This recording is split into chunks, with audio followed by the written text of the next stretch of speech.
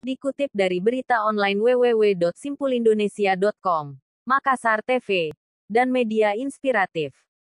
Ketua Umum Gerakan Perjuangan Aktivis Mahasiswa GPAM Rizwandi akan melayangkan surat terbuka untuk Kepala Kejari Kecamatan Kajang, Muhid, SH, MH. Surat terbuka mosi tidak percaya tersebut yang akan dilayangkan Rizwandi ke Kepala Kejari Kecamatan Kajang, Kabupaten Bulukumba itu, untuk mempertanyakan penanganan sejumlah kasus dugaan korupsi yang sedang diselidiki oleh Kejari Kajang. Di antaranya, penyelidikan kasus dugaan korupsi penyalahgunaan alokasi dana desa dan bantuan dana desa di Desa Lembana Kecamatan Kajang tahun 2019 sampai tahun 2020, yang diduga telah ditemukan bukti yang cukup kuat terjadinya indikasi tindak pidana korupsi. Rizwandi Saputra mengatakan bahwa Kepala Kejari Kajang kehadirannya kami anggap tidak berkinerja baik. Penyelidikan kasus korupsi di Kecamatan Kajang banyak yang jalan di tempat.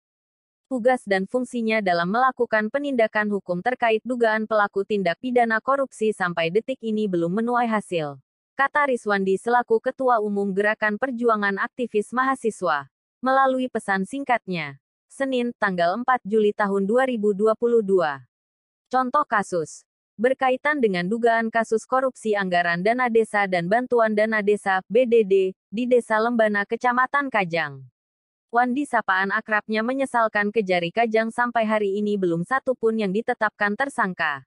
Padahal indikasi dugaan korupsinya sangat jelas, ungkapnya. Kasus dugaan korupsi dana desa Lembana Kecamatan Kajang masih dalam proses penyelidikan oleh pihak Kejari Kajang.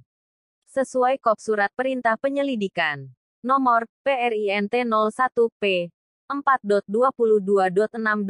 Vet 06/2021. Dikonfirmasi terpisah Kepala Kejari Kecamatan Kajang, Muhid SHMH mengatakan, untuk kasus dugaan korupsi di Desa Lembana Kecamatan Kajang, sementara kami masih menunggu hasil audit dari Inspektorat Dik. Setelah keluar hasil audit tersebut barulah kita bisa menyimpulkan berapa kerugian negara dan yang pastinya kita teruskan. Jelas Kepala Kejari Kajang Muhid SH, MH saat dikonfirmasi lewat telepon WhatsApp-nya. Muhid pun menegaskan tidak akan main-main terhadap kasus korupsi di Kecamatan Kajang. Pihaknya akan terus menjalankan tupoksinya sesuai dengan perundang-undangan yang berlaku. Kalau cukup bukti ada kerugian negara hasil audit dari inspektorat, pastinya kita teruskan kasusnya.